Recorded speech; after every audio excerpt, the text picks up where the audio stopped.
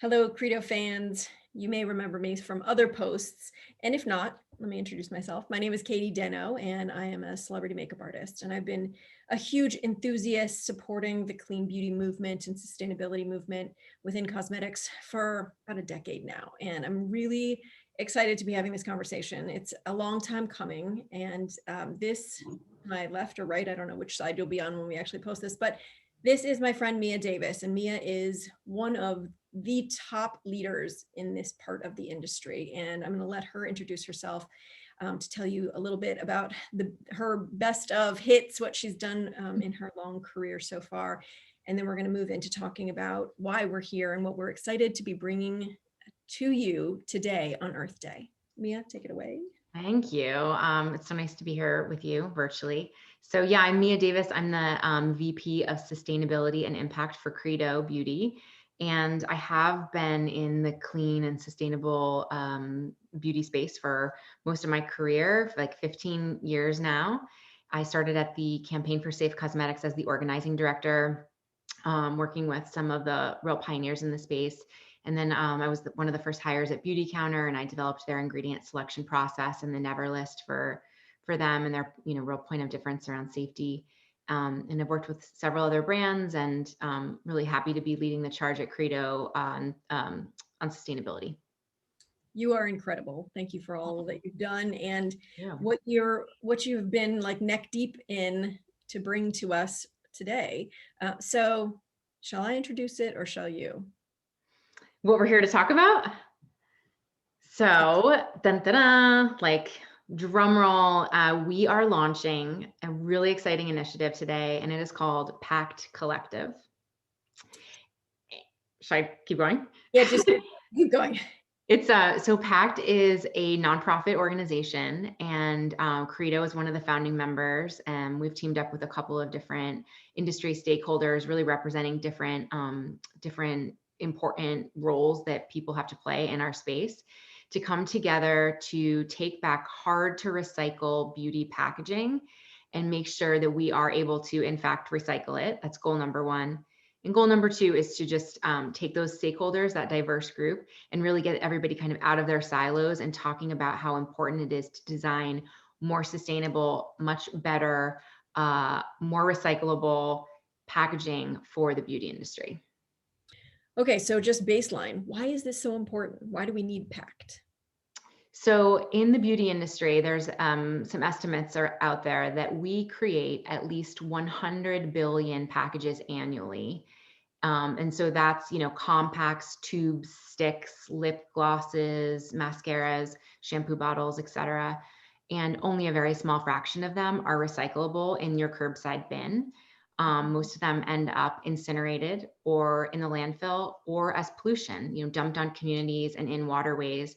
And most folks are aware that there is just a staggering amount of plastic in the ocean. And the reason that it's in the ocean is because everything leads to the ocean, right?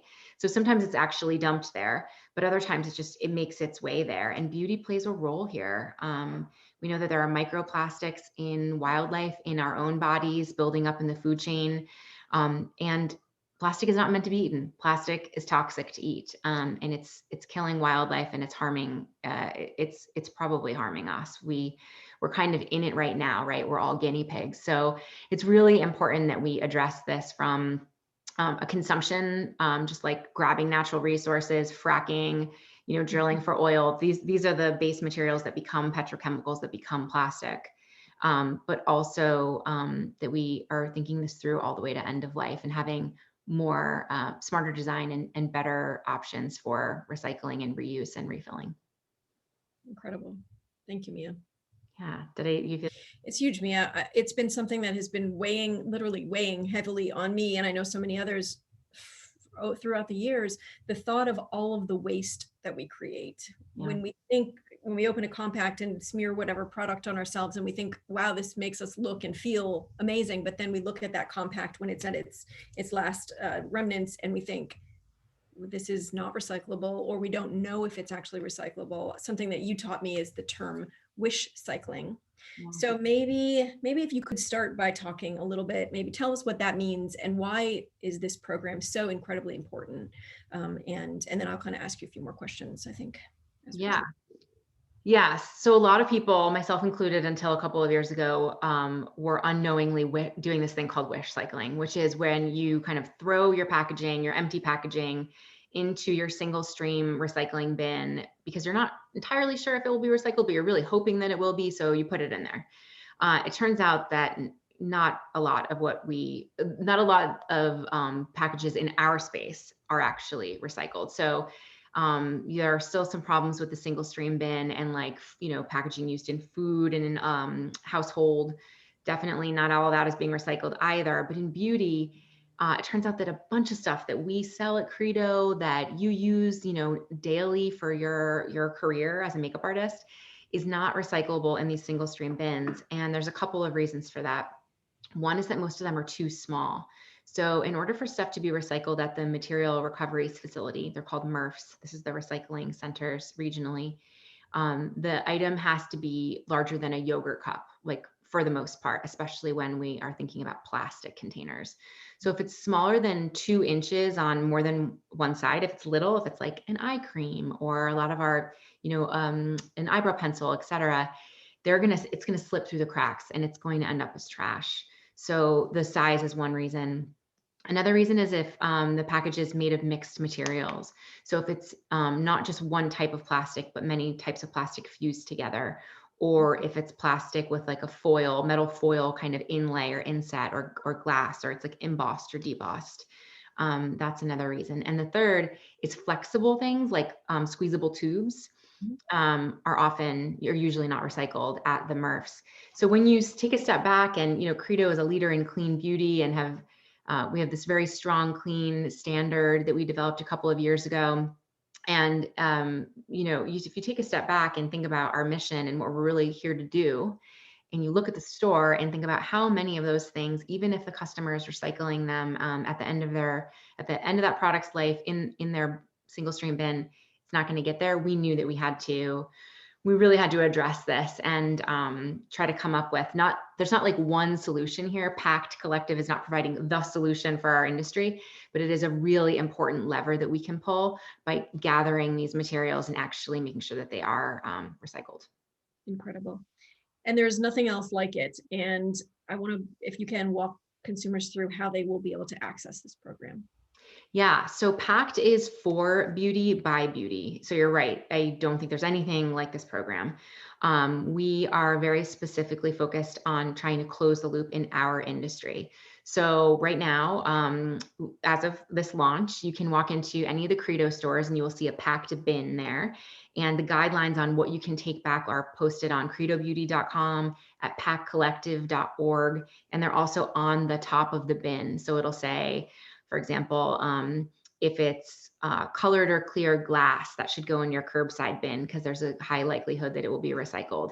If it's a larger bottle, like a shampoo bottle, larger plastic bottle, especially if it's plastic number 1, 2, or 5, that should go in your curbside bin. Sorry, I just want to say for folks who don't know, who are really new to recycling, yeah, you talk about the numbers on the packaging. Where do they even look for that? Yeah, thank you.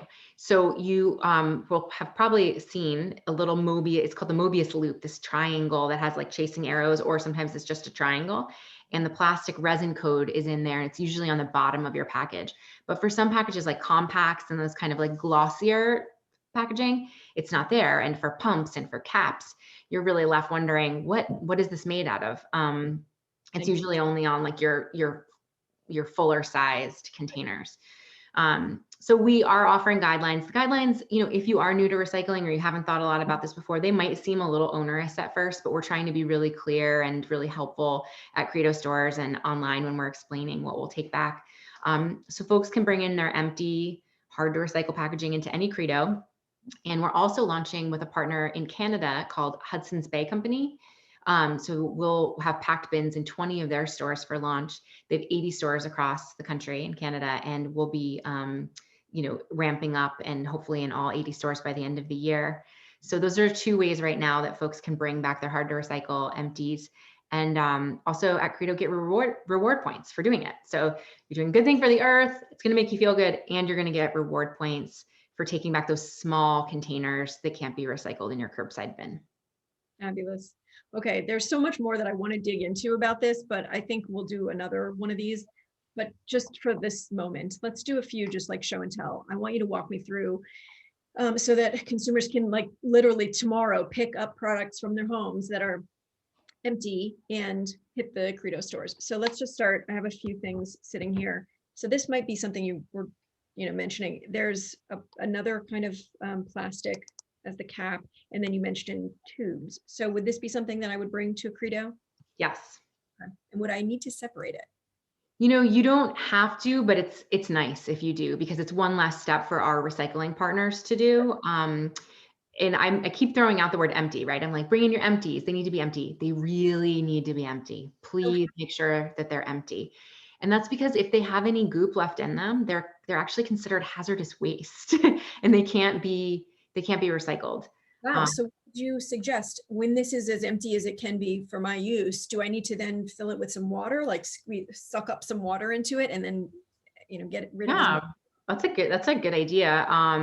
For tubes and like lip glosses and mascara wands, it can be hard to get out all the goop. You just do the best that you can.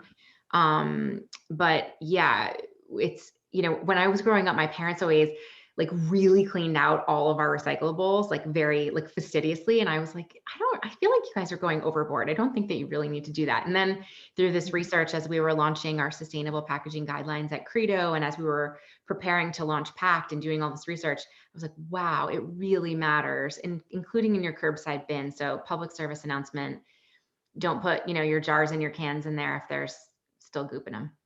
It's a hugely important note that I think most people don't Yeah. know. Okay, so what about something like this? Obviously, this has a long way to go. I just opened this, but I'm worried about, and always have been, what do I do with this? Yeah, so we can take those back at Pact. Those are very difficult to recycle in the curbside system because they're made of many parts and the parts are fused together. But at Pact, we are paying people to actually separate these things and put them in bins by material, and then we'll sell them back to buyers who will recycle them and put them into something else. Something about Pact that I really am so excited about, and one of the reasons that we really felt the need to start this program, is the level of transparency that we have with our recycling partners. So Credo, for example, when we fill up a bin, we will know exactly what was in that bin, how it was sorted, and when it was sold to a buyer and where it went. We won't necessarily know that it became one of these or something, right? But we'll know, we will know the buyer, and just that level of transparency is really helpful in a sort of murky industry. And all of our buyers are in North America. So I know that you probably know this, Katey, because you're really obsessed with recycling and packaging. But a lot of the packaging that we used to think was being recycled was actually being shipped mostly to China and to other countries, especially in Asia. And in 2018, China stopped taking our garbage. But a lot of that stuff wasn't being properly recycled anyway. It was being burned or being dumped on communities and into the environment. So it was a problem even before 2018. And then since then, we've really been kind of trying to play catch up with a huge volume of mostly plastic, but just materials that we use and consume, sometimes only for minutes. And then we have to figure out what to do with them. So we're keeping it in North America, and we have a tight handle on where everything is going. And we're doing absolutely as little incineration as possible. And that's one of the reasons it's important to bring back the right materials and empty things so that we can make the program really successful. Incredible, Mia. Of course, you've thought of everything. What about this? I don't know about that. Pact can take those. Incredible. And just use them to the end, as far as you can tell at the end. Yes. No need to scoop out. Okay, so I have one more to ask you about. So a brand that's been doing us right for so long with refillable packaging. So like, for example, when this is done, there's a little plastic piece at the end. Can that just go into the recycling? I mean, into the Pact bin? Yes, that's a perfect place for it. It should go to the Pact bin. Wonderful. So I'm sure that we'll all have a lot more questions for you as we go along. And thank you for being such an amazing resource. And I mean, from the bottom of my heart, I feel like I can move forward with my career where I have created so much waste, not just as a human being using, X amount of products, but really having thought this through on a daily basis as a makeup artist, carrying my makeup kit, a 60-pound kit, and how often do I refill? This, it gives me some breathing room, knowing that this is an option and will be for the future. So for now and the future. So thank you so much, Mia, and everyone who's created and worked so hard on Pact. I'm so excited to be able to share Thank this. you. I'm so excited too. It's really nice to be a part of the solution, right? There's a lot of problems, and we're not going to sugarcoat how serious it is. Our consumption and waste problems are massive, but this is one important piece of the puzzle. And we call, I think of it as like one huge tool in our toolbox of how we're going to address these challenges. We need to make sure that MRFs have, infrastructure that they need to actually be doing this recycling at the curbside, municipal level. We need to be having smarter design conversations. We need to be using more post-consumer recycled content. We need to be designing for refill, like the one that you just showed, like so important. And I'm really excited to be working with the other co-founders at Pact, including Mob Beauty, Hudson's Bay, Element Packaging, and Credo, to just really like lay down this awesome foundation and be really inclusive. We want to scale this, we want to grow it, and we know that if we're going to make a huge change, we need a lot of other stakeholders. So Pact is only going to grow, and you're going to see it more and more in more locations. We're also piloting a mail back program, so much more to come. Those who don't live near Credo or Hudson Bay, this is so exciting, and I imagine that across the board industries are going to be following your lead. I'm hopeful, and creating similar avenues for the end of life for their products as well. So thank you for being a real game changer. Yeah, thank you so much for talking with me about it. I'm really excited. You too. See you later. Bye.